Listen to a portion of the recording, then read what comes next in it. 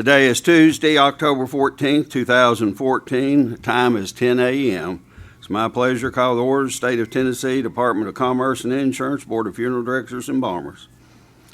Ms. Lisa Mosley, will you please call the roll? Robert Helms. Here. Wayne Hinkle. Here. David Neal. Here. W.T. Patterson. Here. Jane Grace Sowell. Here. Robert Starkey. Here. Anita Taylor. Here. Mr. President, we have all board members present. Right, we have a quorum. We'll continue with the meeting as planned. We would like to welcome our new member, Ms. Dupree Florney. Got close. Thank you. She's taken Genesis' place, and so we welcome her here today. Okay. Now that we have a quorum, we'll continue meeting as planned, and we'll adopt the agenda. If you now look at the agenda. Motion to adopt the agenda as Second. presented.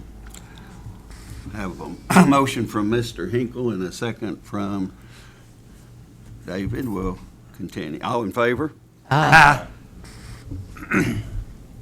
Okay, first we're going to review and approve the minutes from the August 12th board meeting that we did not have last time.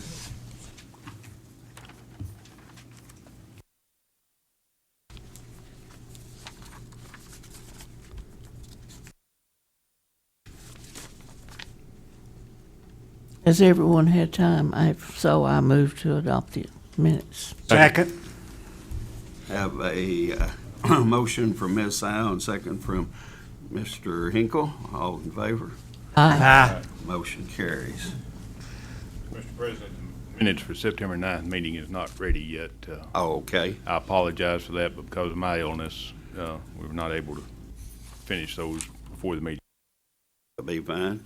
We'll move on to the legal report, and Mr. Anthony Glandorf is sitting in for our counsel who's away at another meeting. Morning. Morning. Let's see. Okay, good morning. Morning. I would like to introduce myself briefly to you all because I don't believe that we have met before. My name is Tony Glandorf. I'm the chief counsel for the regulatory boards. I've been with the department for about 5 years now. My main job is to supervise all of the board attorneys, so the 8 board attorneys that represent all of the different programs and commissions work directly for me. Today I'm filling in for Ellery because she is out at a bankruptcy hearing observing one of a cemetery, I believe, who is a respondent person in the midst of discipline. So since I sent her out there to sit for a bankruptcy hearing all day, I promised her I'd come and give my time to you all and present the legal report for you. So I'm excited to be here, and I'm glad to be able to meet all of you all because I don't believe I've appeared before you all in the past. And if you have any questions, I'm going to read this. If you have any questions, then feel free to stop me, and if I can answer it, I will. If I cannot, I'll tell you that I cannot, and I'll get back to you just as soon as I can, but it may be after the meeting. Do y'all have any questions before I start? Okay. First complaint, number 2014020291. Here, the complainant did not find out that his father had passed away until a year after the service. He had called the funeral home, and the funeral home remembered the service and stated that they had tried to get in touch with the complainant, but they couldn't.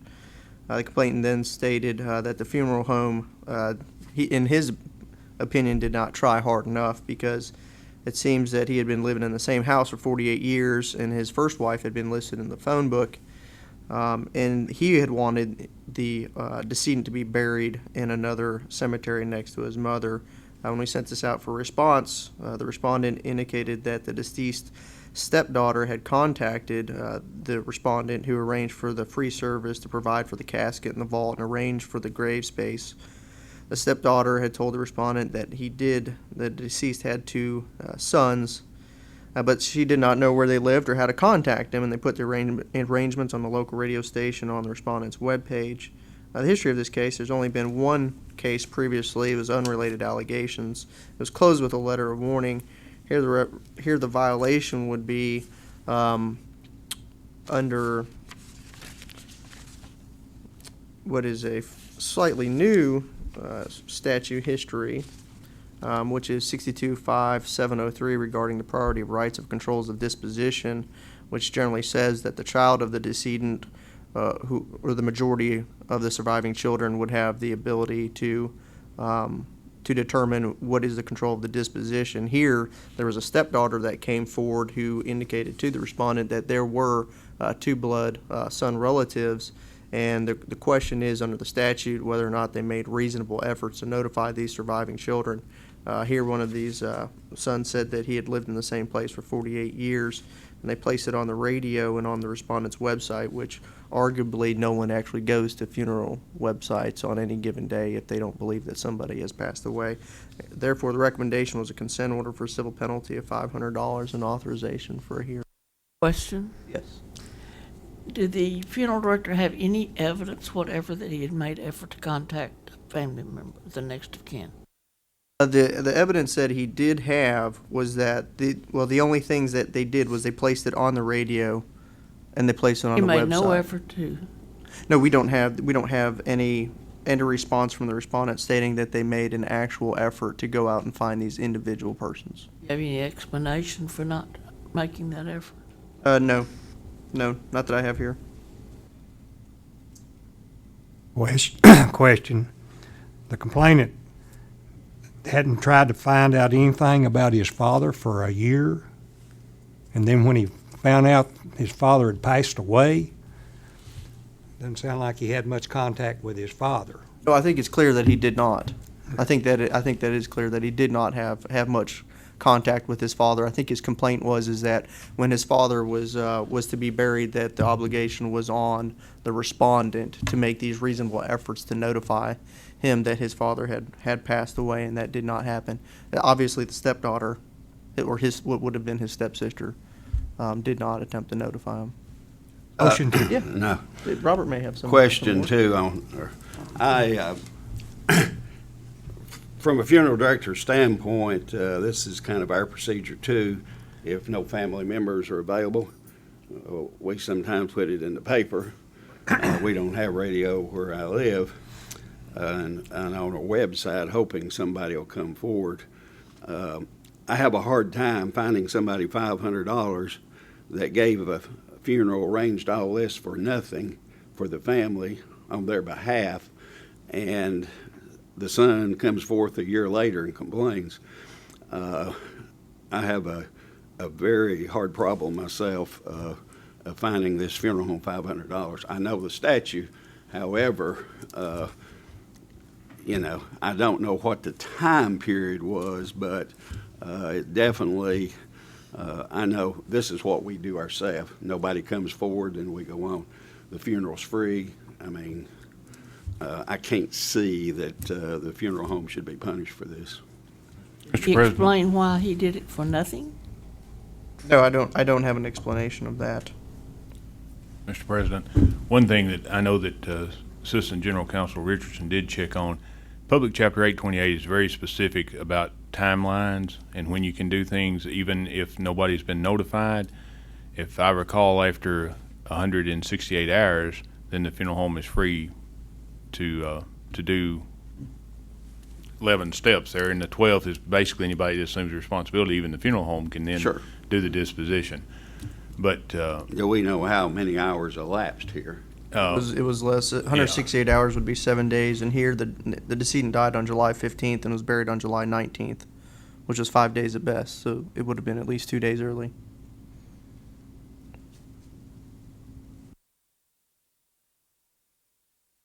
Well, and there's another statute that was violated, which is in the absence of any person listed, then the funeral director is required to, the respondent is required to attest in writing that they made reasonable efforts, and this was not done. So the stepdaughter is not one person who is listed as a person who can have control of the disposition. Those blood relatives were. So it seems like not only was there not a reasonable, three potential violations: reasonable efforts, attesting in writing, and not waiting 168 hours. So even if you don't believe that under the statute that this would be reasonable efforts violations, there are two other violations that we noted here that are really just kind of cut and dry. Either The attestation was not made in writing, and the required timeline was not adhered to. Motion to accept council's recommendation. Second. Have a motion from Mr. Hinkle, second from Ms. Sal. All in favor? Aye. Motion carries. Complaint number 20140200331 and 20140200332. Here, this is an issue of misleading, deceptive acts or practices and false advertising. Here, the complainant had purchased a previous funeral home building from the respondent and was operating under a separate name. The former funeral home had been out of business for 6 or 7 years. The respondent still lists the funeral home in the phone book, and members of the public who call are put through to the new funeral home. The complainant also discovered that the respondent is doing this for another closed funeral home that they bought and renamed, and the respondent has listings in the phone book for both closed funeral homes.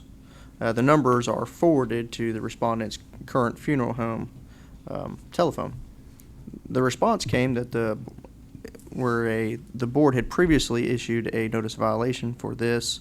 In response, the respondent instructed the telephone company to alter the listings, but said it can't control whether the phone company follows its request or not. The respondent kept a listing for the other closed funeral homes so that members of the public who have pre-need policies could come and contact the funeral home who would hold these policies. The respondent had purchased the assets of the funeral home, which included $110,000, $110,500 for goodwill associated with the name. The complainant knowingly selected a very similar name for their new funeral home, which is causing the problems that they have. That's their response. And they argued that this is misleading. The history, these two respondents here, the first respondent has 2 prior complaints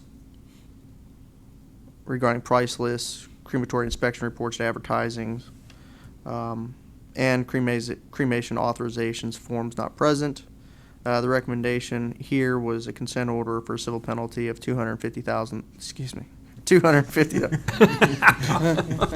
Previously regulating motor vehicle dealers, we really didn't do anything under the thousands of dollars, so I apologize. A consent order for civil penalty amount of $250 and authorization for a formal hearing, and this would be for the for misleading and deception and advertising, wherein they're apparently just rolling over the phones to these previous numbers, and it appears that they're not just doing the pre-need sales, but they're actually taking customers who don't realize that they're out of business. They do not have an establishment license for those facilities anymore, do they? Okay. No, they don't, and that was the largest issue, is that the name does not exist under a license anymore, so they shouldn't even actually be in the phone book paying for that name to ring through. Make a motion we accept. Second. Have a motion for Mr. Neal, a second for Mr. Helms. All in favor? Aye. Motion carries. Fourth complaint, number 201402136. Here the complainant attached an article that the respondent funeral home did not disclose whether its employees, owners, operators mentioned are licensed funeral directors. The response from the respondent was that that they had advertised in a magazine. They had done this on a regular basis, and that the magazine is at fault for mistakenly leaving off the note who states who was licensed and who was not. This mistake had been made in subsequent ads. Part of their contention was that the magazine was unfamiliar with the state requirements and did not realize the gravity of this situation. The history, this respondent has 4 prior complaints. Some of those complaints did touch and concern advertising issues, and they had previously been sent a letter of warning. And due to the complaint history and the previous letter of warnings, we recommend a consent order for civil penalty in the amount of $250 and authorization for a hearing. Motion to accept. Second. Have a motion for Ms. Taylor, a second for Mr. Hinkle. All in favor? Aye. Motion carries. Number 201402144. Here the complaint there was an inspection of the respondent's established, which noted 3 violations. That the respondent's copier did not allow 8.5 by 11 inch paper that the board requires for all filings. Respondent did not have a copy of the latest crematory inspection report or license for the crematory that the respondent uses. This is a repeat violation and inconsistencies between the general price list and the casket price list. There was no response here from the respondent. Their history of complaints, they have had 3 in the last 5 years regarding name violations, which was repeated. Crematory license inspection report not on the correct paper, which is a repeat violation, and that the price list discrepancies and inspection report were not on file. Recommendation here is a consent order for a civil penalty amount of $750 and authorization for a hearing. History, are these closed complaints or are they still open? I'm not sure. I do not have my list with me. I can find out if these are or Ms. are not. Mosby says they're closed complaints. Okay. Since he didn't respond, that'd be another $250. Is that correct? The total civil penalty here recommended was $750. I'm absolutely free to make a motion to change my recommendation. If they had that I think in the there. question would be, was that 500 plus the 250, or is it 750 and not include the 250? The 750 would include the 250 and the Okay. 500. Yes. All right. Yes. Motion to accept council's recommendation. Second. Have a motion from Mr. Hinkle, a second from Mr. Neal. All in favor? Aye. Motion carries.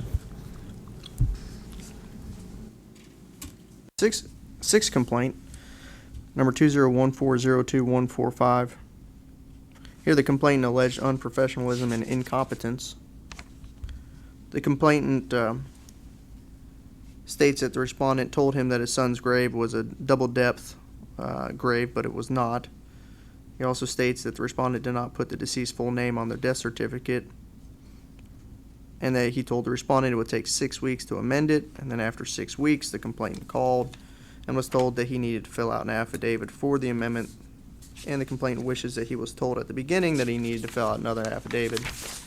The response we received from the respondent, he indicated that he filled in the information regarding the death certificate with the complainant before the death certificate was made, and that when the complainant requested an amendment, the respondent had an affidavit prepared and waiting for the complainant to sign, and this was prepared at the time that he received the complaint. He indicated that there was a mix-up in the paperwork and the grave was not fully dug to double-down depth, and once the mix-up was caught, the grave was dug to the depth prior to the interment. This respondent had 3 complaints in the last 5 years relating to misleading, deceptive acts or practices, unlicensed activity, and price list discrepancies. Here the recommendation was to close with a letter of warning, and I believe that this recommendation was based off the understanding that it's very difficult to determine whether or not there was an intentional or a negligent mix-up with the double depth. Or if there was just a miscommunication and that was actually fixed before there was an issue. And the death certificate, I believe it appears to be obvious that was a miscommunication issue with the complainant. Therefore, the recommendation was closed with a letter of warning. Motion to accept. Second. Have a motion from Mr. Helms, a second from Ms. Taylor. All in favor? Aye. Motion carries.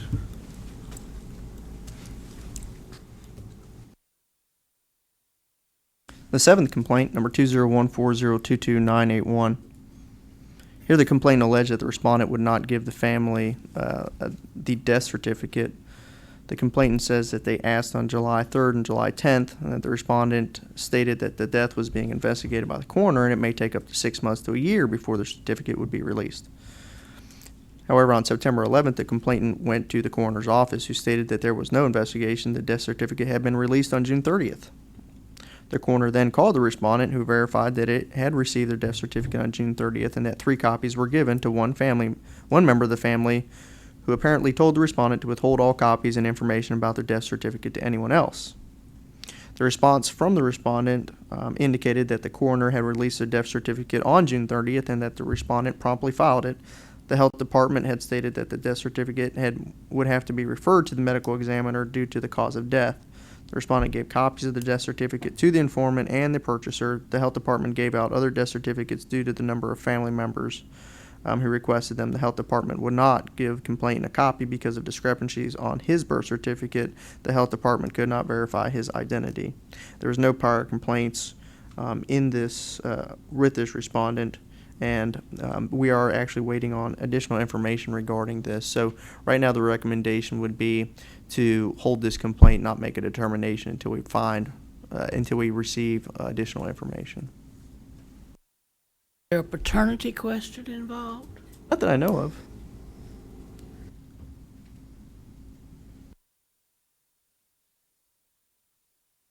Or birth certificate? And I just wonder if there's a question of paternity with the person who was unable to get a death certificate.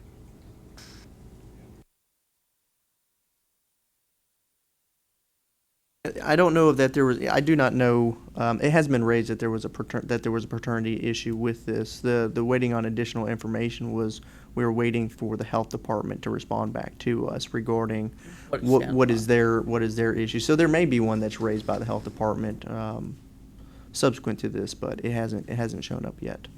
Well, I know this, the health department will not give a death certificate issue what to just.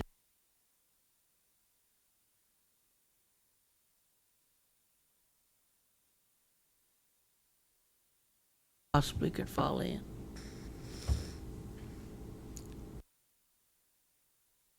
Motion to accept council's recommendation. Could, if we find that there is some kind of fault here or responsibility on the part of the funeral director, can this be come up closed? Yes, it's not. It won't actually be closed. This was, and I'm not exactly sure why Ellery had placed this one on the report, other than I think to notify you all what's going on and continuing to go on. But it will come back on a legal report at a later date. Ms. Taylor's motion. I have a motion from Ms. Taylor and a second from Ms. Sal. All in favor? Aye. Motion carries. Eighth complaint, number 201402314. The complaint is that the respondent in its advertising had given the prices of other funeral homes for comparison, and the complainant alleges that the complainant's pricing on the respondent's list is not the correct price. The response from the respondent shows that they obtained an accurate price list, that the complaint includes the price list from, the complainant had included a price list from 2011 when the respondent had received one with an effective date of July 1, 2014.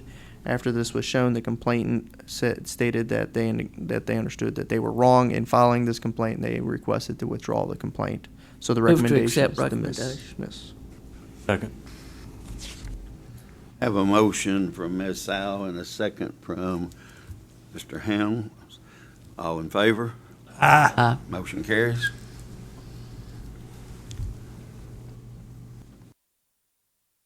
The last three complaints are all related. Number 2014023151152, and 153. Here in the complaint, the respondent, they state that respondent establishment's license expired on June 30th and was not renewed until August 12th, which would indicate that they would have potentially been operating for 43 days without a license. The respondent funeral director and embalmer's license also had expired on June 30th and were not renewed until September 4th. The respondents had conducted at least one service and one embalming while on license, which was on August 9th. The respondent was unable to produce any of the documentation of this service. He stated that the family took all the documentation with them and that he had yet to be paid. The health department staff expressed frustration over the respondent's failure to file death certificates in a timely manner, particularly death certificate for decedent with a date of September 23rd, 2013 was not filed until June 5th, 2014, almost 9 months later. The price lists are not accurate. They allege the price lists are not accurate and do not meet the FTC requirements, as the respondent uses a casket catalog instead of the casket price list, which does not have any price information. The respondent, in their response, stated that he had paid his renewal fees prior to any work for August 9th, and that he admits to not having documentation for the August 9th funeral. As far as the price list goes, the respondent stated that he only sells one line of vault to keep prices down, that all his caskets and vaults are $1,600. The history of this respondent, for respondent's funeral directors and embalmers, there was 2 prior complaints that were closed with no action. And for the respondent establishment, there were 2 prior complaints that had action upon them, which had to do with ID tags, crematory documentation, and price list corrections, also on license activity and expired license, which they previously received a consent order for $1,000. Recommendation is for the respondent establishment, a consent order with civil penalty of $750 and authorization for hearing. For the respondent funeral director, a authorization for consent order with a $250 civil penalty and authorization for hearing. And for the respondent embalmer, the consent order with a civil penalty of $250 and authorization for hearing. Motion to accept. Second. Have a motion from Mr. Helms, a second from Mr. Hinkle. All in favor? Aye. Aye. Motion carries. We have some representations for you all this morning, and I'll ask Mr. Bellamy if he'd stand up. Are these all yours, Mr. Bellamy?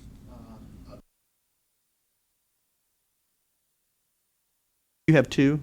Okay. So these would be 2,000. I'm sorry that I asked you to stand up. I apologize. Chris Bellamy is one of our litigators here at the department. I'm not sure if you all have had the opportunity of meeting him. Yes. Okay, great. He didn't used to work in automotive, did he? No, sir. I think say he was going to find one $250,000 a while ago, and then that guy run over you. So on behalf of Mr. Bellamy, he has some cases here that were assigned to him for litigation. I believe these 2 cases are 201-301-5521 and 201-301-5691, where they were authorized discipline based on their failure to respond to the complaint. Looking at the file, however, there was miscommunication as to when this response was actually received, and therefore the recommendation would be to close these complaints for the inability really to prosecute these. Move Motion. to accept. Second. I have a, was that Ms. Sal first? Okay. Have a motion for Ms. Sal and a second for Ms. Taylor. All in favor? Aye. Aye. Motion carries. And there's one other representation, which was number 14, which is 20100355151. Here there was audit showed that there was previously a missing file, which was subsequently found. There were additional price list inconsistencies, which have been corrected. The recommendation is to reduce the civil penalty to $500 from the original $1,500 that was authorized. Motion to accept. Second. Have a motion from Mr. Hinkle, second from Mr. Neal. All in favor? Aye. Motion carries. And I have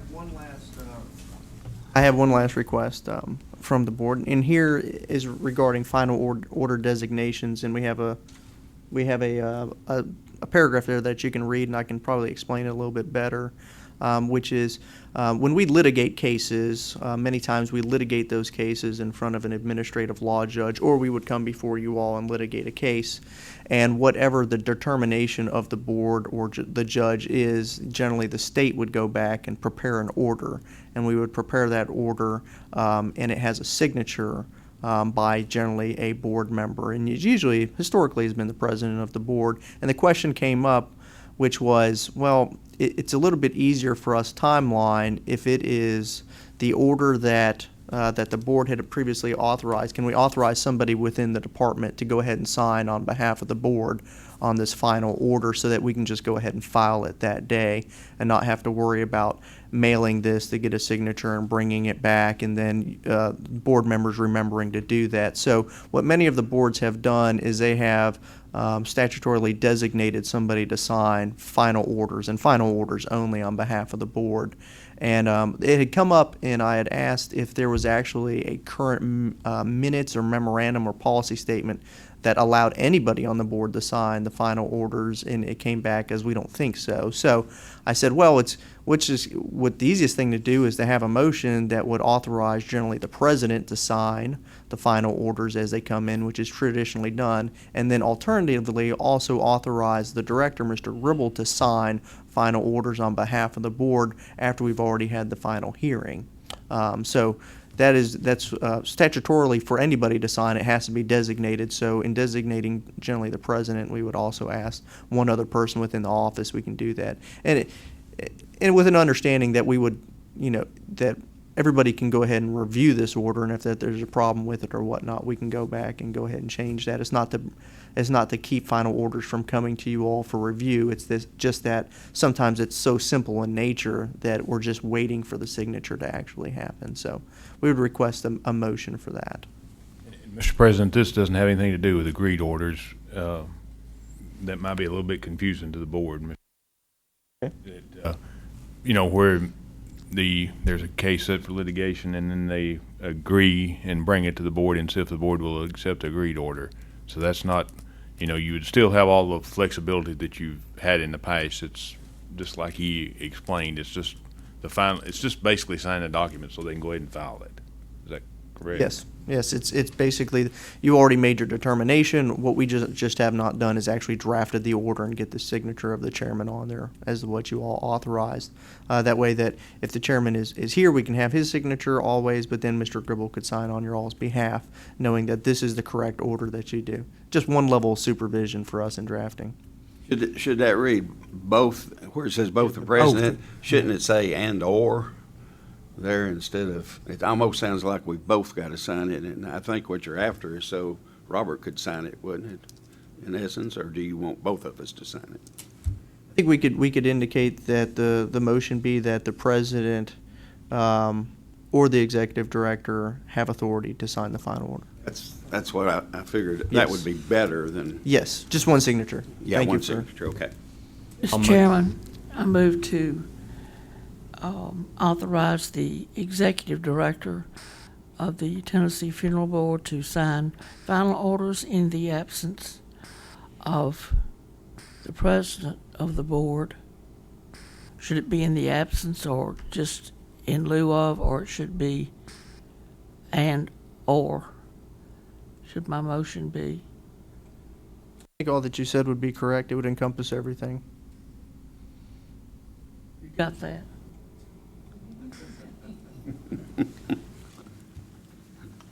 Move to authorize the executive director to sign final orders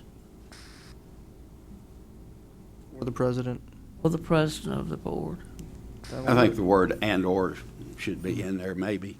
That way, And it, that all you'd have to do is put and/or, then that way there's no, I don't have a problem with So the either motion way, really but- needs to read, let's back up. I move to authorize the president of the Tennessee Board to sign final orders and/or the executive director of the funeral board to sign the orders in the event of the absence of the president or unavailability of the president. I second that. Have a motion from Ms. Sal and a second from Mr. Patterson. All in favor? Aye. Motion carries. Thank you. That concludes our legal report. Did a very good job today. We appreciate that. Thank you. Thank you so much. be careful. Yeah. Yeah, watch out for those buses. Watch out for them automobile dealers. Our next agenda on the board is the administrative matters from Mr. Robert Gribble, Executive Director. Thank you, Mr. President. The first thing this morning is the licensee report. It's a report of licenses administratively approved by the Executive Director pursuant to the Board authority for the period of September 9, 2014 through October 13, 2014. And you have a list of the establishments there as well as the individuals. Second item is the closed establishment report. One establishment has reported closing since the last board meeting, Mid-South Funeral Care LLC, which was located at 413A Franklin Street in Clarksville. Next item would be the disciplinary action report. That's a report of the consent orders administratively accepted and approved by the executive director pursuant to the board authority for the period of September 1, 2014 through September 30, 2014. And you have a list of those with the violations and the civil penalties involved in those.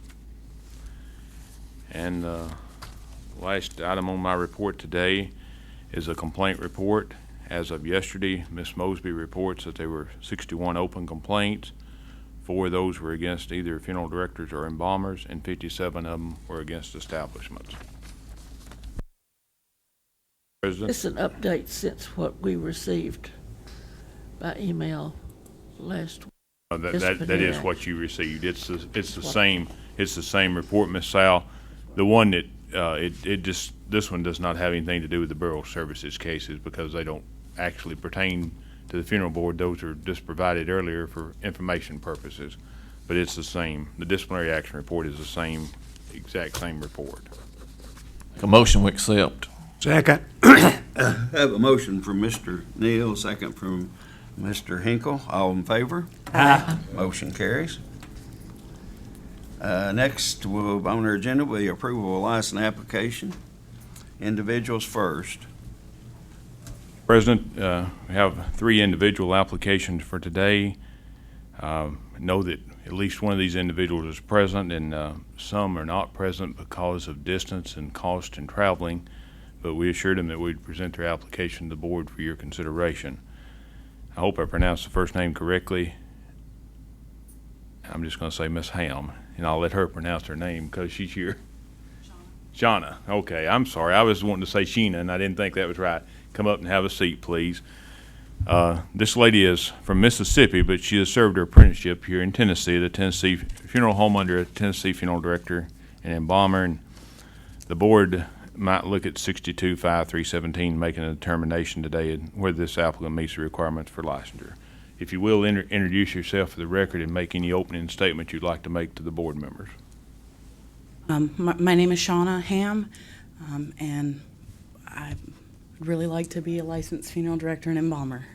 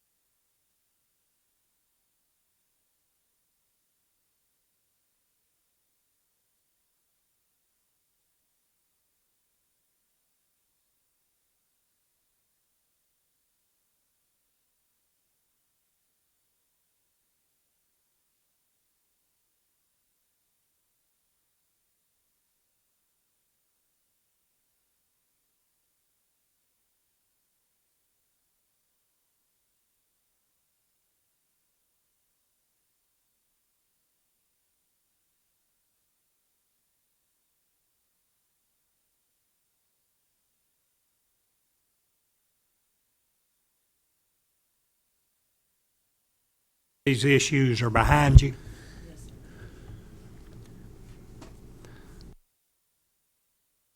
You look at this board, can you assure us that they are behind you?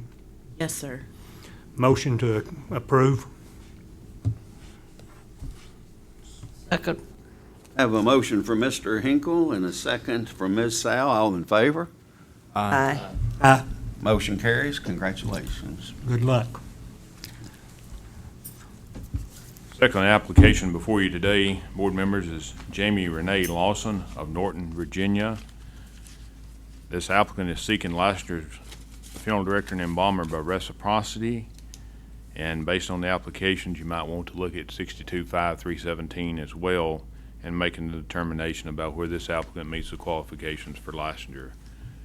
I do not believe that this applicant is present today. This is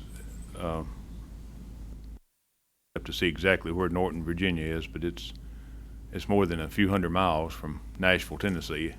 I don't know exactly where it is, but she said that I think Miss Mosby has spoken to her, or Miss Harsh in the office, and she said she would appreciate the board's considering the matter in her absence.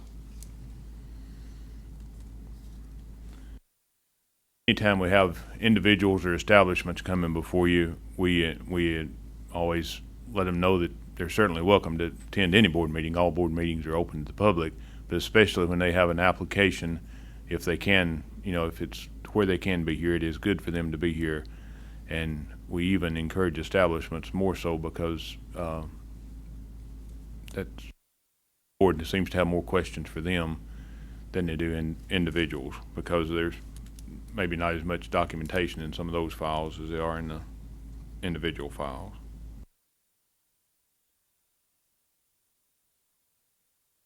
All the other issues, all the other paperwork is in order. The only reason that this one wouldn't have been approved was because of that second question about the motion Correct, to Mr. approve. Second. Does she have employment planned in Tennessee? Living in Virginia? And can't come down? I'm not sure, Miss Sal. I don't know if she has a job offer or not. I want to think, and I cannot tell you this with certainty, so it's better not to say it when I don't know for sure.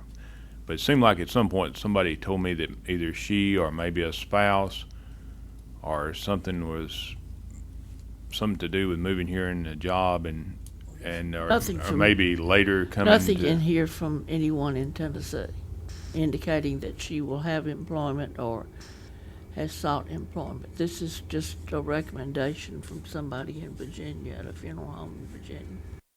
And we ask them when they contact us to get their letter of recommendation from someone who does know them. Now, occasionally we will get a letter from someone in Tennessee who says they're going to employ him once they become licensed. But we do ask that they get their letter of recommendation, because sometimes they'll move to Tennessee and work for 2 or 3 weeks and then file an application and submit a letter of recommendation from a Tennessee funeral director who knows absolutely nothing except what happened for the past 14 days. And we tell them, the letters of recommendation need to be from people who know them. I mean, I just think there needs to be something to show I why think, she wants might, reciprocity.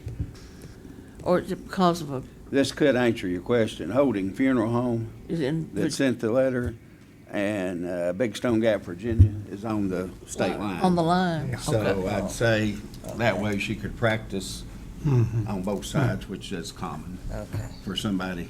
If But I that's- was looking, and I'm familiar with where Big Stone Gap is, so Okay. I think that more than likely that's where she's employed. That's who sent her Seems letter. like if she was gonna relocate and be employed in Tennessee, there would be something there to indicate that.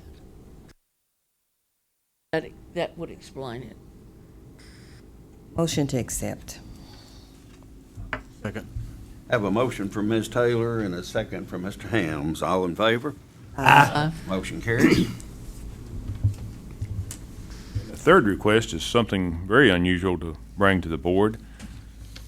It involves an individual who is seeking register as an apprentice funeral director and apprentice embalmer. And this individual contacted the office multiple times, stating that she had a medical issue that would not allow her to work but 30 hours a week, and that she had a funeral home here in Tennessee who was willing to employ her, providing the board would approve her as a apprentice funeral director and apprentice embalmer. So I had conversations with Assistant General Counsel Richardson, and she told me to direct the applicant to provide medical certification and a letter from the funeral home saying that, that they would employ her and accommodate her to her limitations. And she also told me that she did some research on American Disabilities Act, ADA, and it says that, we should provide reasonable accommodations.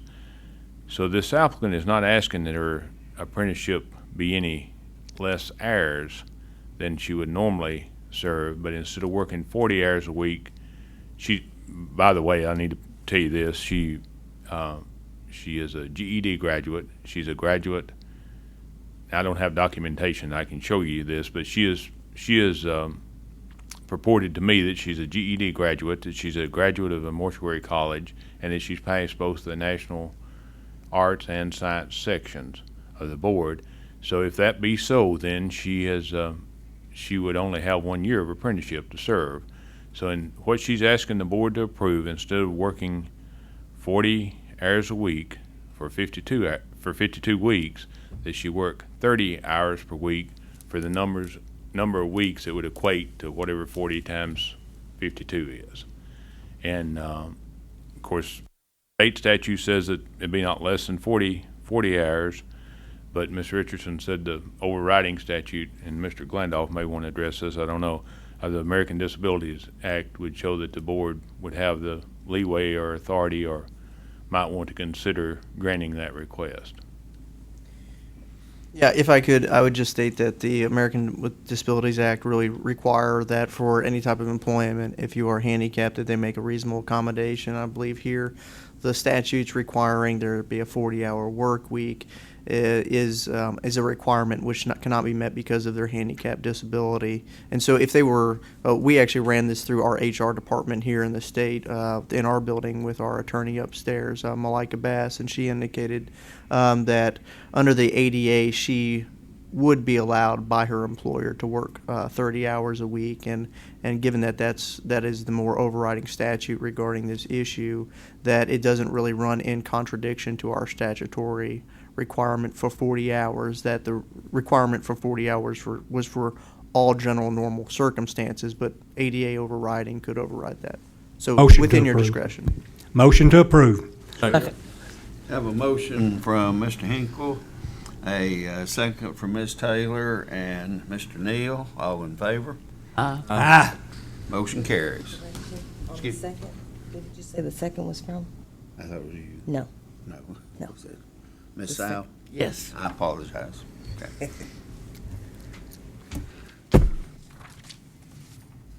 Second from Ms. Sal and or motion from Ms. Sal, a second from Mr. Helms. Okay.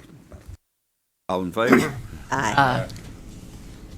Motion carries. Thank you. Okay, next, establishments. There's one, Mr. President. Just 1 second, please. I got behind on writing here. All right. One establishment to appear before you today. Gentlemen, if you would, please come up and have a seat. This is Affordable Funerals and Cremation Services located in 116 Allen Avenue in Jackson, Tennessee. It's a new establishment. It's a sole proprietorship to be owned by Mr. Lloyd A. L.A. Springfield, who is from Denmark, Tennessee, and he has with him the funeral director who will be the manager of the proposed facility. Basically, these gentlemen are before you today for only one reason. Otherwise, I could have administratively reviewed it and approved it.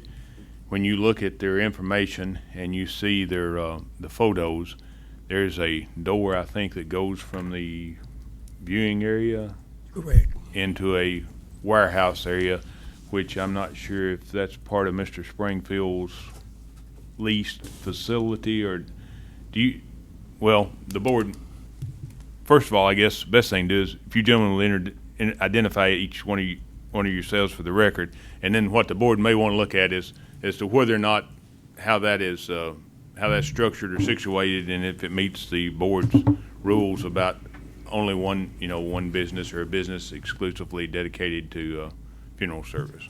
Good morning, Mr. President and Board. I'm L.A. Springfield, Jackson, Tennessee, 257 Williamson Road, and I own Affordable Funerals and Cremation Services in Jackson, Tennessee at 116 Allen, and that issue has been corrected, and I have photos of it. From start to finish, if you like, it's there. You want to explain to the board what's been done? Yes, sir, Mr. Gribble, thank you. Mr. Bozeman brought it to my attention that it was not in order, and I promised him that it would be taken care of. There were 2 metal doors there. As you can see, those doors have been pulled together, locked from the other side, and there's been 2x4s and sheetrock put up on the inside. There's no way to get in there without breaking through. There's a wall there. That was the only issue, was those doors. The space in question is not under our lease right now, but it is predominantly going to be accepted by him within the next month or so. The individuals that had the building had left storage space. It's a rather large facility, and so they're getting it out. When it gets out, then we can remodify and he can put a bigger chapel and do everything. But currently, that was the issue about going into a secondary space, which it's a warehouse. So in time, the whole building will be the funeral home. Do what, sir? I'm sorry. In time, the whole building will be the In funeral time, home. yes, sir. As I said earlier, I'm Thomas Stanifer. I'm going to be the managing funeral director there. And in time, the whole facility will be part of Mr. Springfield's facility. But it's a problem of getting the guy to get the rest of the stuff out.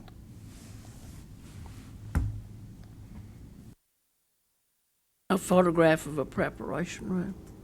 We don't have an embalming room on this site. Prep room, everything is done through secondary facility. There's a letter toward the back of the file, I believe, that indicates that. I saw the cremation where the person that And then does the cremation. Bledsoe, I think, is going to do your Yes. your embalming, He's going to correct? do the embalming, the prep, and Yeah. everything. If that's not in the file, then it may have, when it's scanned in, it may have missed that page. But You offer this one casket? We do more than that one. I think, ma'am, everything should be on that general price list. That's just a casket that's there in the funeral home. Oh, the picture she's looking at? that was just made when Yeah, Mr. that was- Bozeman was there to do the inspection. That's correct. Let's get the price list here listed.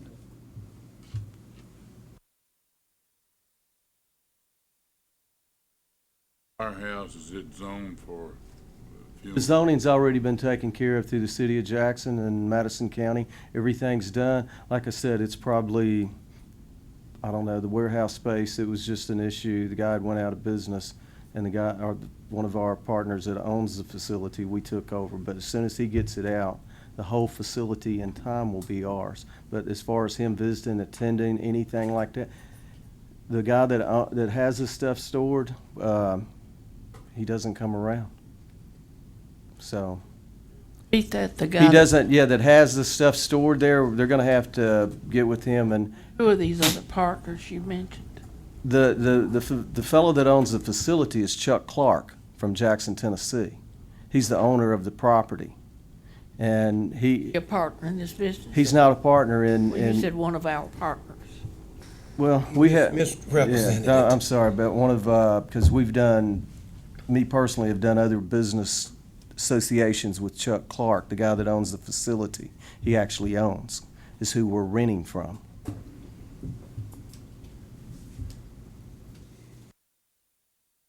But we did install the wall, put the wall up so that the individuals that are in the facility on the funeral home, it has its front entrance, has its side entrance, to keep anyone from going to the back side of said warehouse storage space.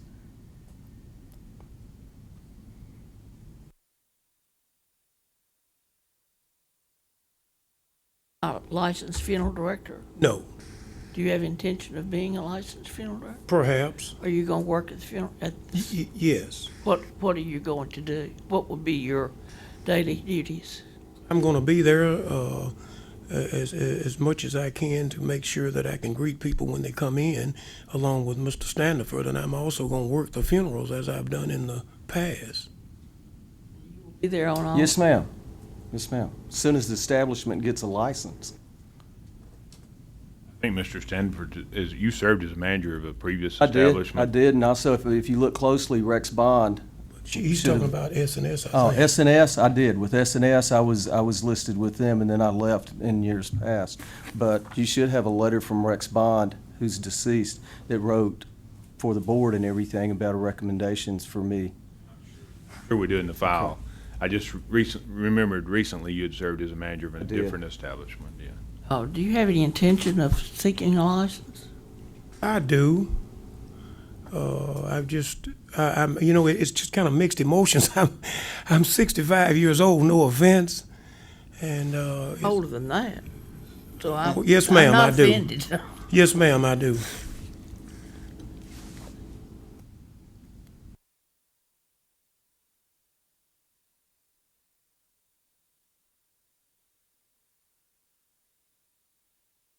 Again, the only issue that they had was the doors. It's the only issue we have. Mr. Bozeman's here and he's present today. But I mean, according to the paperwork that he submitted, and that's the only issue, and the doors have been closed. Yes. Correct. Yeah, he has some photos. Can we keep these Yes, photos? sir, Is that sure, okay? sure. You need copies Motion of to them? No, approve. We've got them on the computer. Have a motion from Mr. Hinkle and a second from Ms. Taylor. All in favor? Aye. Motion carries. Congratulations. Mr. Chairman, I wish to abstain from voting. All right. So, Ms. Mosley, will you put I that? have Ms. Sal down. Okay. Thank you. Good luck, gentlemen. Thank you, board. Very much. Have a nice day. Do we have any new business to come before the board?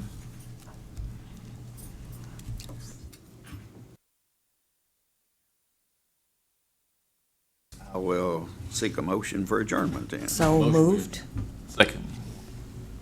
That was me. Okay. Ms. Taylor and a second from Mr. Neal. All in favor? Aye.